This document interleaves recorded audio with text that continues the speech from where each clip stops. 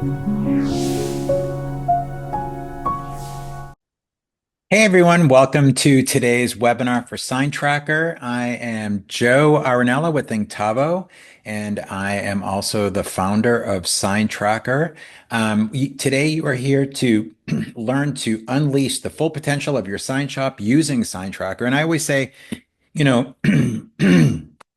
excuse me, we'll have to edit that out of the recording. Anyway, I always say that, you're here because you have good problems. And it's usually because you have so much work and you feel like some of it might be falling through the cracks and you're looking for a solution to help solve that. And so SignTracker can really help with that. And it depends on where you're at in your sign shop, whether you're just getting started or you've been in the business for 5 years, 10 years. When you reach that critical point where you feel like things might be kind of, getting a little out of control, it's not a bad thing to recognize that it's time to get organized. I think if you let it go for too long, that good problem could turn into a bad problem and you start losing clients, and you don't want that. So, SignTracker is a great tool to help you get started in organizing your jobs and making your quoting consistent and organizing your assets like your client art files and your survey photos and all that. So, today I am going to give you an overview of SignTracker and how I used it at my shop. Before we get started into starting your very first job, I'm going to just go over a few of the tabs so you have a little bit of a feel for where to find, how to navigate your way around SignTracker. So, excuse me, guys. Um, First, I'm on the dashboard of the app right here, and you can do some things and get some information from the dashboard of SignTracker, which can be really useful. I think the most important thing that you can get from the dashboard are the resources.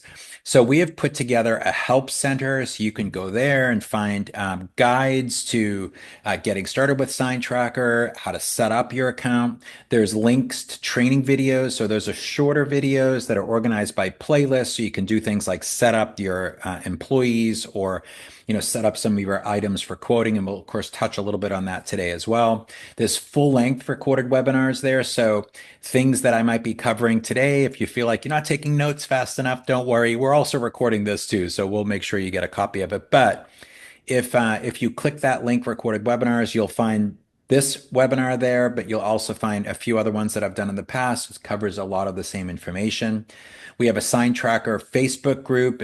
It's great to join that group. If you're on Facebook, you can get live updates on things that might be happening, or future webinars or training sessions or things that we're doing at Tavo to help you with your shop with the tools that we provide for your shop. And then lastly, if you're on Facebook again, we have a really big Facebook community called Behind the Signs. It is very cool. There's a big file section in there with some free resources. We're really passionate about this project Behind the Signs. We're providing some great content, and not just in the form of a podcast, but articles that we write. We partner with Sign Builder Illustrated on that. So it's just a great resource. And also there's some chats that are in there too. So let's say you just have a general question about, hey, how do I price this banner? Or what do you folks think about installing this? And it's just really cool to see other sign shop owners and project managers and technicians coming and answering questions for other people. So it's a place that we've kept really professional. So you don't have to worry about any funky Facebook stuff going on there. It's a great resource. And then also all the webinars. So you can become a SignTracker groupie if you want to. All the webinars that we do weekly are listed here, and I do them live twice a week. So you have time to spend with me, and at the end, ask questions. And I know a thing or two about the sign business. So I've been around in it for about 25 plus years now, I guess. And I've owned a couple of different sign shops, one with 60 employees, and I think we averaged over $10 million a year in revenue. We did projects from, national chain rollouts as big as the Dallas Cowboy Stadium. So, and then my second sign shop was one that I did with my daughter, who is my co-host with our Behind the Sign podcast. And that was a much smaller shop focused on environmental graphic design. And she now runs that shop very successfully while I sit here with you, teaching you how to use SignTracker. So anyway, these are some resources that are on the dashboard. Please take advantage of them. And anyway, let's go over a few other things here. This here is a snapshot. The job overview is a snapshot of the job flow board. So you can kind of see where things might be getting stuck in the pipeline. So each of these labels represents a stage of production, which we're going to look at the job flow board in a second. And then you can see which ones like, hey, I have, 4 jobs that are due this week, one that's past due, or you can start to see where things are getting clogged up in the system. If you're associated to any jobs, they're going to show up here under My Jobs. This is my demo account, so I'm associated with every single job in this system. You probably won't have that problem. But you can access your jobs from here if you're a dashboard person. There's also a job list view that gives you this same information, or obviously the job flow board. You can access any of your jobs from there too. There's several places you can access your jobs. And then there is a shared calendar in the system. So if you have, say, internal meetings like a sales meeting or production meeting or anything like that, everybody in the shop can be invited to that. It's going to show up here on the events. Also, they'll get email reminders. It works just like a regular calendar, but it's shared, which is nice. Everyone gets to see what everyone's doing. So that's the dashboard. You can start new jobs and add people to the contact management section and all that here too as well if you want to, but it's almost easier to do that inside setting up a new job. Next, we have the calendar tab. So again, it's a shared calendar. Everyone gets to see what everyone's doing. As long as a job has a due date, it'll show up here on the calendar. So any of these jobs here, you could slide them around and move them. So if you like to manage your jobs and the due dates from a calendar point of view, any change that you make here. So if I drag this here, for example, it's going to update it through the entire system. I can actually get to jobs from here too. So if I click that, go to job, it'll take you to the job. Same with tasks. So any tasks that are assigned to you are going to show up on the calendar. You can also see unassigned tasks or tasks that are assigned to other people. So if you're a person that has to look at the whole big picture, you can do that from here as well. But just like there is a job list view, there's a job task view as well. So I guess the calendar is just a preference. If you like a calendar view, then here you go, you have it. And the same with tasks. I could click here, it'll take me to a task. And then the rest of the calendar, it just works like a regular calendar. So if I have an event, for example, like a production meeting, I can have it repeat. I can send reminders out to people. You can set up a new one. And so anybody that has an email in the system, you can go ahead and set up events like that, even for outside of the organization as well. It has a week view and a day view, and you're more than I mean, you can print them and you can add more categories if you want to. So now let's go to the contacts tab. So with your contacts, a couple things to note. In SignTracker, well, first of all, if you're syncing with QuickBooks, and that's done under the setup section, but if you're syncing with QuickBooks, and we sync really well with QuickBooks Online and desktop version.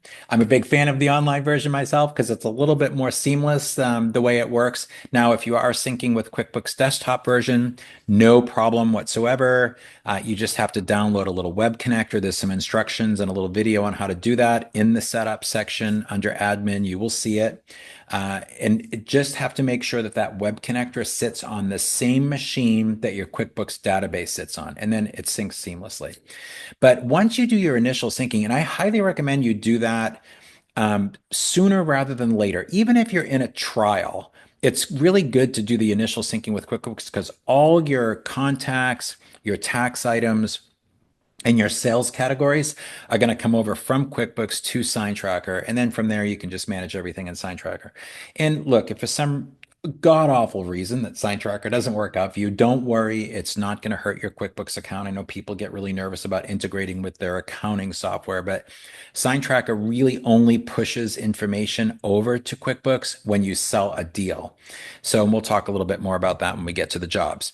But just to show you one thing here, I think is pretty cool is let's say if you have a customer and you can look at their history, right? So, and let's say this is a design firm, for example, or an architecture firm or a school district, and maybe there's one company, right? And in this case, it's Allison Design, but there's 5 different people that you work with at that company. So when you set up jobs in SignTracker, you'll see in a second, you tag not only the company, but you tag which individual you're working with at that company. So If I come to the company screen, I can see everything that's in an opportunity stage or design or pending approval, all the way down to every job I've ever done an archive for them. But if you don't quite remember, oh man, who did I do that job with? You can click any of these and you can find it. The other thing too is there's a great universal search in the system. So you'll see this search icon here. It opens up your search tool. This is on every page and it's great. Like this will search archives, it'll search clients, it'll search job numbers, whatever. So if you're really looking for one of those old jobs, it'll show up here. And just so you know, once you archive a job in SignTracker, it's there forever, which is nice. So historically, you can go back to that data a year from now. A client calls up and says, "Hey, Joe, remember that little banner job you did for me a year ago? I got another site. I need the exact same thing done." You can go to that job. You can either unarchive it if you want to. Probably not the best choice, but you can clone it. So you can clone that job. It'll create a brand new job. It'll give it a new job number, and then it'll clone the quotes, the notes, the tasks, everything. So you really don't have to start from scratch, especially on those repeat jobs. That's really great. But yeah, so that's how the contacts work. But now we get to this jobs tab. And really in SignTracker, this is where you're going to live your whole life. Your sign shop is going to live under this jobs tab. So if I come here and, I have, basically three different things well, four. I can start a new job from here too. I can have a job list view, a job flow board view, and I can see all the job tasks. So we'll go to those tabs, but basically what I want to do is if someone called in right now to me and said, "Hey Joe, I need a banner." Okay. So the first thing I'm going to do is I'm going to open up brand new job. It's going to assign it a new job number. And this is flexible, so you can start your job numbers anywhere you want. So if you've already been in business for a while and you have a job numbering system, just plug in that very last job number that you had and it'll pick up from there sequentially and it won't let you repeat job numbers. So let's just say this is a banner job and we're going to do a quick, this is a 4x8 banner. The customer needs a quote on that. And if the customer is in the system, so let's go ahead and assign this to that Allison Design Company. So if they're in the system already, all the information is going to already come up. If they're a brand new customer, no worries. Just add a new company, and then you can start adding new people once you add the new company. But we're going to go ahead and select Allison Design since we already know they're in the system, and then you don't have to watch me type really slow. So now this job is assigned to Allison Design. Now we want to say, okay, who am I working with there? So we're going to add a contact. Okay, we're going to work with Josh on this job. He's the one ordering the banner. Now, if your shop is big enough where you have a project manager, go ahead and assign somebody. If you don't have a project manager, if you're a one-person shop even, first of all, if you're one-person shop and you're getting on board with a project management system like SignTracker, you are off to a great start.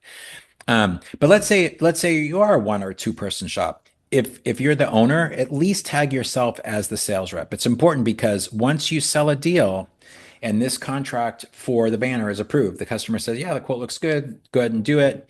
You're going to get an email alert telling you that the customer approved this, and then you can start, of course, moving it into production.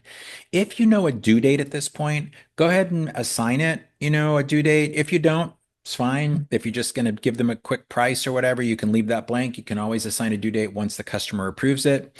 If the job location or the shipping location is in a different place than the main location up above that we just auto-populated, then go ahead and put it in here.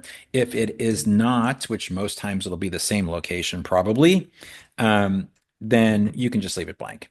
But I'm going to go ahead and fill in a job location just for the heck of it. Okay.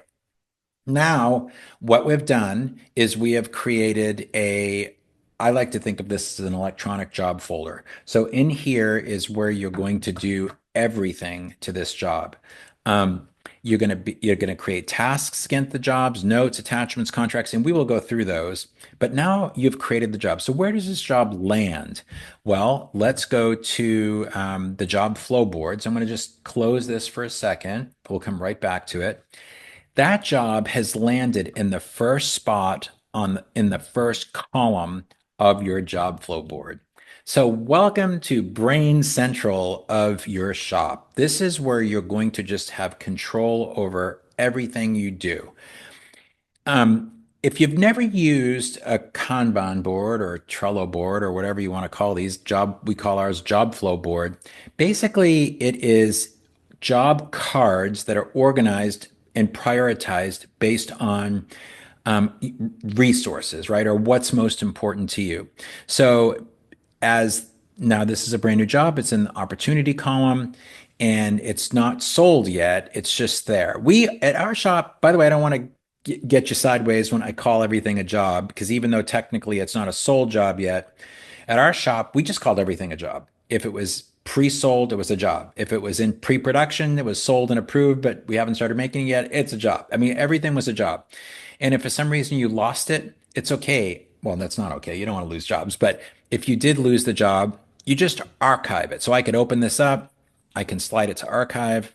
It's stored forever because you never know when that client's going to call you back or that potential client's going to call you back. And at least you've captured their information. Possibly you've captured their logo, their branding, and you've had a couple of conversations with them. And for whatever reason, the project was delayed or some other reason you might not have received the work, were awarded the work. At least you've captured all their information. But anyway, so the goal is you have this job in the opportunity column and then you start moving it through these different stages of production. That's it, really. Now, as far as each column goes, it just depends on what you have available to you. So, for example, let's say this job here in design. It's in design, and it's a big design project. Maybe you do larger projects. Maybe your key designer does ADA packages or large apartment complex type packages, and this job's going to tie that person up for 2 days, 3 days. But you have these, this one, and this one they're just simple little, 2 hour jobs. You want to get them through design because if you get them through design, you can get them approved, get them into the system, get them made, and get them build out and collect the money. Cash flow is king. So anyway, but and it could be for a different reason, like in production, for example. Let's say you had three jobs in production, and this job right here was it was going to tie up your printer for 2 days, just like the design situation. I can say, okay, let's get this one printed. Let's get this one printed again. We get them out the door and we get built. So now if you're a hardcore, hey, I just want to see things first in, first out, that's okay. You can sort each of these columns by due date. So that's if you've never used a job flow board, that's pretty much the rules. You make the rules. You can add as many columns as you want. But try to think of each column as a stage of production, not a task.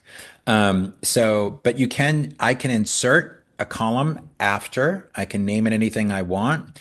I can put my cursor underneath the name. I can drag and drop these babies. I can double click the name. I can change it. So if, the default job flow board doesn't work for you, go ahead and practice. And look, it might not be exactly the way you want it right out the chute, but the one thing is it's very flexible. And so you can, as you're kind of building on it and seeing how it's going to help you, you can always add more columns or take away columns or whatever. Like at our shop, for example, we had five columns. And for us, it was open bid, pre-production, production, install delivery, and closeout. And so what that meant for us was if it was in open bid, we had an opportunity, client called in, maybe we had to do some survey work, maybe we had to do a little code research, maybe we had to get them, to approve for some art time before we started all that stuff, whatever. It was just an open bid. Pre-production meant for us, it meant that it was approved by the customer and it was pending things before it went to production. It could be that it was pending permits or ordering materials, whatever it might be, or maybe some final sign off on some colors or some color samples. But, and by the way, I should say this, if you are waiting for those types of things, I can click those three little dots there. I can put this on hold and I could say pending color approval and then go ahead and save it. And it's going to put a big red border around it showing that that is on hold in that stage. And then for us, but once we were past pre-production, production obviously was being made, install delivery, and then closeout was all the way down the end.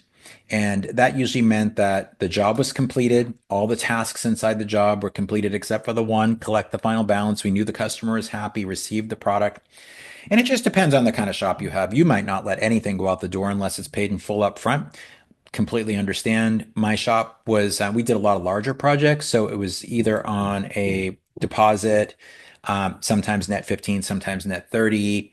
We worked with a lot of general contractors. So sometimes we had progress billing. So sometimes on smaller jobs, yes, absolutely, we would pay 100% before it went out the door. But most of the time, our jobs were on some kind of terms. But it depends on the kind of shop you have. If you do a lot of banners and yard signs and those sorts of things, then generally, unless it's a corporate, a bigger corporate account that you work with, you're probably getting paid before it goes out the door, which is awesome if you can do it. But once the job is completed, you slide it into archive and it stays there forever. You'll always have the history of that job, including the file attachments, the artwork, everything. So, okay. So that is the job flow board. Now, there's a few quick things about the job flow board you can change if you want to. I'll tell you that as well. This little gear icon here, if you have sales reps, if you have project managers, if you want to see the aging of the job, show full description, that just makes the job cards a little bit longer. And then this is just a color preference if you like a darker color, but the show full description is just here. So for example, if I just added all these numbers to show you, this can go on infinitely. So it will make your job cards a little longer. Maybe that's an aesthetic thing, if you like it that way or not. Some shops really like to be able to see all those details on the job card, and that's absolutely fine. The other thing I should mention too is you can put live links and emails and all that kind of stuff in those note sections, and it'll launch your email. It'll launch your email program like Gmail or whatever. Or if you have live links to like subcontractors or special parts that you might have ordered, you can put those in the notes there, and you click it and make more notes, and it'll take you right to those websites. So, okay. The other view of the job flow board, just really fast, I'd like to show you is the job list view. I'm a big list guy. So for us, we would have the job flow board we used for production meetings. The pro tip here on production meetings, by the way, sometimes it seems like they are more hassle than they're worth. But for us, we after lunch had like the mother of all production meetings. We went through all the jobs on the job flow board to make sure nothing was getting, kind of was falling through the cracks.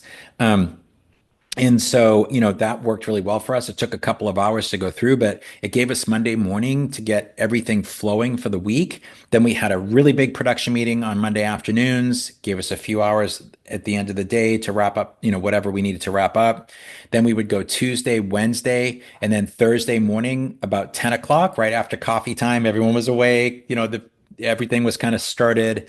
And then we would have what we called a stand-up meeting, and we had a hard stop at an hour, and we would just really kind of go through the things that were getting blocked. So sometimes just focusing on those red borders on the job flow board that said, hey, it was pending permit or pending materials, things that, especially if they were creeping up to the due date. So anyway, that's just my little advice to you. If you're not having production meetings, I've talked to some sign shops, they have production meetings every single morning. I think that's amazing. If you have that kind of discipline and you can do it, go for it.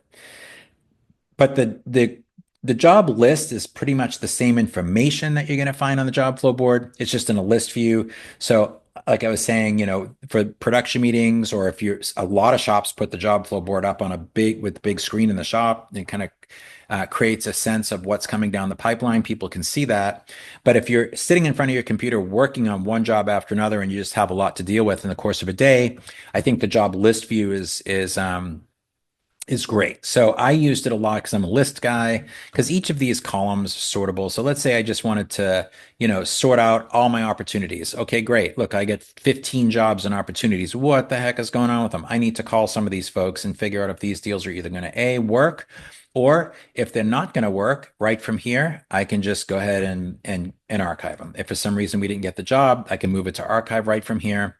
And if I'm a person, let's say I'm a salesperson and I only want to work on, I only want to look at my jobs right now. I can just type my name in, it'll filter it out. You can also sort You can also sort the column, but if you wanted to just filter out just the jobs that you are working on, and then you could, sort the column, it's fine. Also, if you need to change a due date, you can do that right from here. It's just like you can on the job flow board, just like you can do inside the job. So anyway, and then if you needed to, let's say you needed to go in and do some work on the job, I'm on a Mac, so it's the command key. I think it's control if for you PC users, but if I just hit that command key, click the name of the job, it's going to open up in my browser a new tab, and boom, I can do whatever I need to do in here, close it out. I mean, I can do a lot of stuff right from this screen too. I can unblock the job if I wanted to. I can change the due date from here if I wanted to. I could slide it from stage to stage if I wanted to. It'll move it on the job flow board. So you can do a lot from here and on the list view. But okay, so let's go back to the job flow board. We're done with that, and we're going to click into this job. So now we're still working with the person that called in and just wants a banner, right? So you've set up this job. Now you know where it lives in the system and how it moves through the system.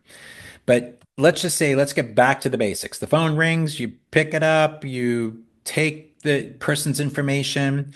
If they're not in SignTracker, you can set them up brand new when you set them up, and then you can start doing the things you need to do to manage this job. So let's say this job requires some tasks. So you can set up tasks, and these are template driven. There's some videos you can watch on how to set these up. But let's say for a banner, we're going to apply the banner tasks to it. And then we can go ahead from here, and I can start kind of resource managing, right? Like I'm going to assign this task to Brooke, and we're going to say, okay, let's just say this is, we've been given a due date, and we're going to move this to pre-production. So the customer does want it. And from here, I can say, okay, I need to get final approval on the artwork. Well, if I'm going to hit this date, I can go ahead and assign it a date. Like I need to have this done by the 18th if I'm going to make the due date. And then you can go and do the next one, the next one, the next one. If your shop is small, by the way, you can go ahead and you can build these task lists out very easily. And again, watch the video how to do it. If you need help, reach out to us through support. We're always here to help. But you can pre-assign all these tasks. So if you have one designer that does all the design, just pre-design and pre-assign the design task to that person. And then you can just save the template again as like banner with team, for example. So I built a lot of these out where I have a general task list and then a general task list with team. And all it is, it's the same exact task list. I just pre-assigned it to people. So you don't have to go through the exercise of assigning it every single time. The only drawback, of course, is if someone leaves the shop and you have to hire a replacement, still no problem. Just apply that template, banner with team, assign it to the new person, and then go ahead and save the task template as, and just click on the same name and it'll update it for you. So, but there's a little video you can watch on how to do that. And of course, like I said, we're here to help. Notes, pretty self-explanatory. So if I have any notes, on anybody can write a note, it'll timestamp it, who wrote it. I used this a lot, by the way. I'm a Gmail user, for better or worse. Actually, I really love Gmail, but a lot of times you'll get those threads where a customer, you'll be conversing back and forth through email, and the customer says, yeah, go ahead and use that color red, or go ahead and change that size. The extra $200 is fine. And man, sometimes those things would get buried in my email. So I just got into a really good habit of every single time a customer, if it was a specific instruction or approval to a job, I would copy and paste the whole email, including the header, like when it came in and everything. And I'd copy it all and paste it right here. And then I'd put in the subject color approval. And that saved my, what, a lot of times. So I would recommend using the notes for that. It's great. Attachments. So let's go ahead and attach some files. Now you can either drag and drop files from anywhere on your desktop or on your, whatever, wherever you keep your files. And so I'm going to go ahead and select some files here. Let's see if I can get some pretty quick, some samples. I'm going to select all 4 of these, and we're going to go ahead and upload them to the system. Now, whether it's an AI file, an SVG file, Photoshop, PNG, PDF, EPS, it's going to give you a nice thumbnail view. The only one we haven't quite figured out yet was the Flexi files. But as long as you export your Flexi files as a vector file and save it as an EPS or a PDF, it's fine. Just upload it here. But what's cool about this, let's say I have, let's say this one. We're going to go ahead and go ahead and tag this one. And you can create these tags. So I can say this is the customer's logo. And so we're going to go ahead and save that. And we can write a note. This is the final logo, whatever note you want to put on it, and save it. Now we'll go back here and we'll pick this one. This is the AI file this customer's logo as well, but we're going to say this is the one we're going to use for final production. And then again, if you want to put a note on it, you can. So use printer number 1 or whatever. Use your, whatever printer you guys have. So now you have this. And you can tag all of them. So if you're going out to the field to do surveys, most of SignTracker is pretty pretty responsive to mobile and especially tablet. So even though you have to access it through your browser on those devices, you can go ahead and take all your survey photos. It's really cool. Open up this job, find it, click your thumb on that little gray square right here, and it'll upload all your survey photos, and you'll have them, and you can put notes on them or whatever you want. But if you're a person that's running the printer, and let's say you have tasks assigned to you. So I have these tasks. Let's see if I'll even see if I can do this today. Sometimes it takes a second or two to have it update through the system, so we will try it. This is my demo account. So there's so many people in here that keep adding names. So sorry about all the people, but we're going to say, we'll say that this one, we'll say that, we'll do this one. I'm sorry. Print banner. Let's go there. Joe, add it. And we're going to say today's date is the 12th. And we're going to save it. And print banner. And again, we'll try to add a use printer 1 or whatever. You can add a note to the tasks as well, which is very cool. So now we'll talk about tasks and attachments. So the reason why I wanted to show you this is because let's say you're in tasks, and I'm going to go ahead and just refresh this to make sure my new task came over okay. And now we have, I can sort out by today. It didn't refresh in yet. Sometimes it takes a little bit to come through the system, but when you're setting up the jobs, it happens pretty quick. But okay, let's see, print. Okay, well, I don't see my task in here yet, but it'll show up in here. But if I'm coming to the shop in the morning and I want to see what I have to do in the course of a day, I can come in here, and if I was really using this and all these tasks were assigned to me, I could just go today. It's going to pull up all the tasks that I have. And I can sort these out. So if, let's say I'm the owner or the manager, the shop floor manager, I can look at all the employees from here if I want to, or if I'm signed in as a person, I just find my own tasks. But right from here, I can click this. It'll take me right to the job. So if my job was to print the banner, that a task we just assigned, I could come in here. I could go to attachments. I could look for the final production tag. I could click it. It's going to filter everything else out. And I know that that's the file I have to use. So I really love this. And I think especially if you have folks that are, that are coming in every day and they're trying to figure out what's next. Because as you know, sometimes, whether it's materials not being there, to be able to have a one place to go and to know that all your work is organized for you for the day, it sets them up for success. They're not going to just stand around and, hey, what do I do next, boss? They're going to know exactly what they have to do every single day. So let's go back to our new job. But so that's notes, that's attachments. And actually on here too, you'll see, if you saw that on the other job, anything that people do on jobs like write notes and all that stuff, it's going to all be complete tasks. It's going to all be here on the activity tracker. If anybody moves a job from stage to stage, it's all going to be here. So, okay, let's go now to the quoting part. So we're still talking to the same person that just needs a quote on a banner. So and we're doing everything inside this electronic job folder as like as I like to call it. So now we want to do a contract. So there's two tabs here that deal with quoting. One is just I like to think of this as a filing cabinet because in SignTracker you can create multiple worksheets. So say if you have a job that has a banner and a vehicle wrap and some window graphics, but it's all the same job. It's all going to the same location, the same order at the same time. You can have multiple worksheets for multiple products. And it allows you to, let's say, for example, and this is still all one job, but let's say, for example, they want a quote for a banner and some window graphics, but they do want some graphics for a box truck. You don't have to set up a whole new job. You can actually do two separate quotes and two separate contracts in one job if you like. It's very flexible. So, I mean, most times, 90% of the time, you're going to do one quick contract, one or two products on it, and that's it. So anyway, so here's the worksheet and how the quotes are built. They're built by adding line items to the worksheet. And all the line items are templates that you create in the setup section. Again, you can watch a video on that.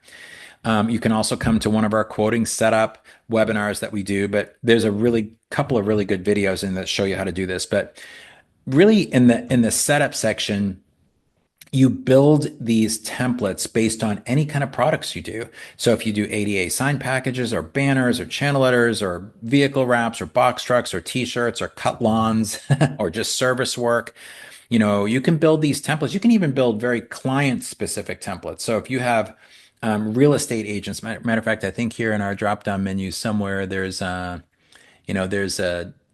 client that does they have a beer distributor or whatever. I used to have this in here anyway, um, but yeah, you can set up like say for example, real estate agent is a good example. Say you do a lot of signs for CB Richard Ellers or one of the big ones, right? And they have all these sites, and you'd go out and do all the real estate signs. You can actually you can set up a category for that particular client, and then you can build these templates around just their products. It's very, very flexible how this works.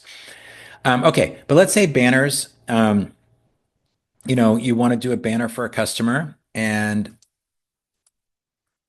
sorry, and you just select that template and it's already pre-built.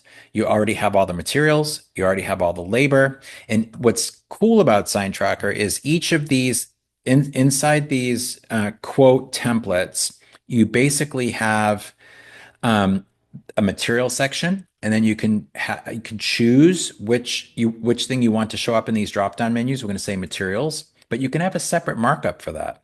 And a lot of sign shops have separate markups. They have one markup for materials, one markup for labor.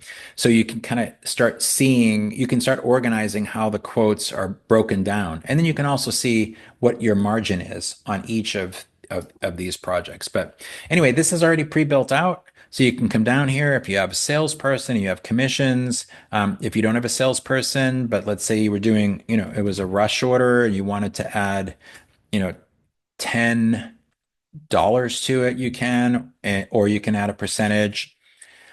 Discounts, I discourage discounts. No discounting, but there is a discount tool if you feel like you need to use it. There's extras, and what that is especially I think if you do electric sign work, you're going to have your permits, your surveys, permit acquisition, engineering, those sorts of things. You're going to have those broken down here rather than built into the material and labor. At least that's how we did it. And the main reason why we did it that way was because if the sign was $1,000, but then you're building in all this permit and engineering and all this stuff, it's going to be okay. Well, the sign's 2,000. And for us, it was just a little bit more transparent, and it was an easier sell too. Like, hey, that sign is $1,000. I can't help it if it's an extra $600 for the things that the city requires. That's what the city requires. So, and it breaks it down in the contract. You'll see it. Your taxes now, they're going to come over from QuickBooks. So when you're building these templates out, you can either choose to just add them per job, or you can even I would prefer actually to add them in as you're building the templates and keep them there. And then if for some reason it's a nonprofit organization or a church or somebody that's tax exempt for whatever the reason is, then you can go ahead and, you can either have a nonprofit or type of tax status. I'm sure in QuickBooks you have that. Or you could just leave it blank.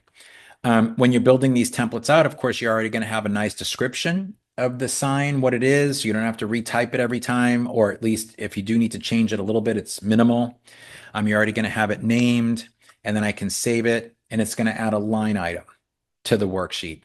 And then you can continually add more. So if this was a banner and some yard signs. Now, a couple of different things that's really cool is you can add line items from existing worksheets. So for example, if this was a 3x6, banner, or let's say this was a 4x8 monument sign, and then they wanted the exact same sign, but a 3x6 on a second, a second access to the parking lot, a second entrance, then rather than rebuilding this whole quote from scratch, I can just click add from existing worksheet, and I can clone it. And it's going to open it, make a copy, open it up, tweak it, whatever you want to change it, and then it's going to add another line item. And lastly, I can go find things from other jobs. So for example, let's say I did a monument sign or a box truck wrap or some big window graphic job from another client, or even this client. I can search it, and that's why it's important to name your quote worksheets well, because it's like by product if you can, because what it's going to do is you can search by job, by client, whatever, but I can come in here and find that other quote that I did on the other job, clone it from that job and bring it over to this job. And of course, make any little changes I want. And then, bam, it adds another line item to this contract. So, and then you can write a note, thanks very much, blah, blah, blah, blah, blah. Hey, we'll need access to the inside of the space, whatever you want to communicate there. You can name this something different if you want to, but then we're going to go ahead and save it. And it creates a contract that you can send to the customer. Now, and if there's a little video again, you can watch in the settings section, the look and feel, you'll see contracts. You can add your logo. Super easy. You can change the name of this if you don't want to call it sign quote. We called ours sign quotation and purchase contract, or quotation and purchase contract, I think is what we called it at our shop, if I remember correctly back then. Dust off, But I think recently I just added the word invoice because a customer said, I really want the word invoice on all of my quotes. All right, I'll show you how to do it. And I just kept it there. But now, if you're ready to send this off to the customer right now, you can either download it, click that, download it as a PDF and send it as an email. That's one way to do it. Or you can click this create customer link. So if I click that and I open up my email program, again, I use Gmail. Hey, Joe, here's the link to your quote. And I click the link and I get this quote, and it's great. I can hopefully never decline it and write a little note why I need something adjusted.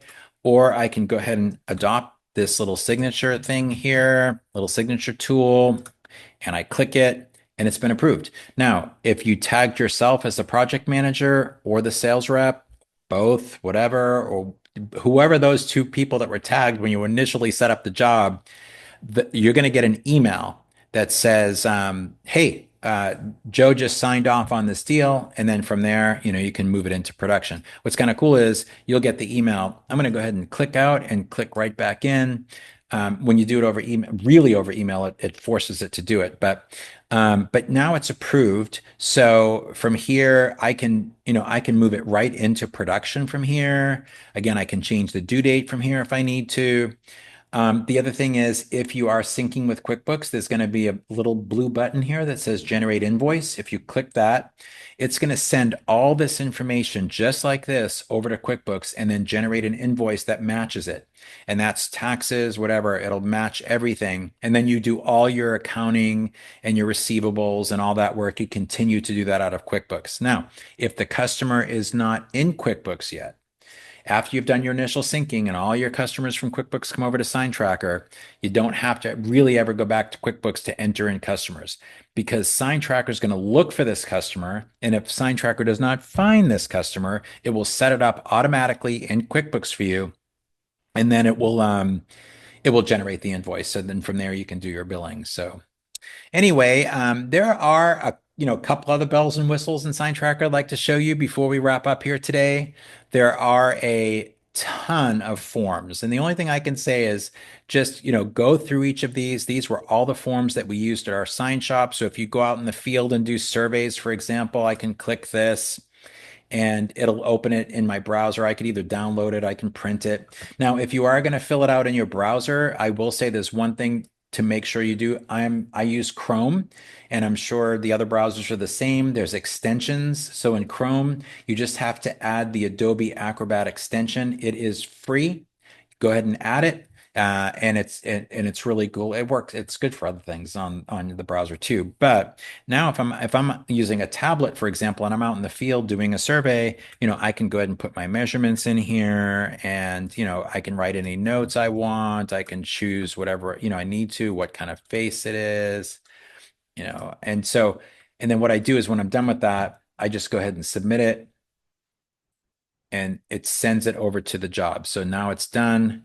I can close out of this if I want to. So what's really cool about this, and now it's going to drive it up to the completed forms in my job. But what's really cool about this, like say if you're out in the field and you have an iPad or a tablet and it gets bigger so you can work. PDFs will open up on a phone, but that could be kind of small. But if you have a tablet, it's great. I can fill this out. I can, write notes in the job. I can take my survey photos. I can fill out, whatever forms I need to fill out. And then from there, I could just send a text to the designer, hey, completed the survey, job number 10161. And then the designer knows they can go to the form section, they can go to the attachments and get the photos if they needed to do like elevation, layouts, or whatever. The other bonus thing that we have in SignTracker for you is, and this is, we hired a technical designer to build these. Just he did an amazing job. So it just depends on what kind of shop. If you do just a lot of banner jobs, but they're very nice. They're technical drawings. They're all vectored. And what's nice about these is when you have professional technical drawings that go along with your, pretty layouts, um, it just makes you really kind of stand out against the competition. It makes you look like you really know what you're doing. So we always included technical drawings with our presentations to clients. I highly recommend that. And again, channel letters, every configuration known to man, including different wall attachment types, whether it's EFIS or concrete. And so anyway, I would look through these. You can download them. They're all vectorized. They're were created in Adobe Illustrator, saved as vectored files and PDFs, so they'll open in just about anything. And they're just really, really great tools to help you with the designing, part of your project. So, and again, I'll show you one more before we wrap up here, but I like these monument ones too.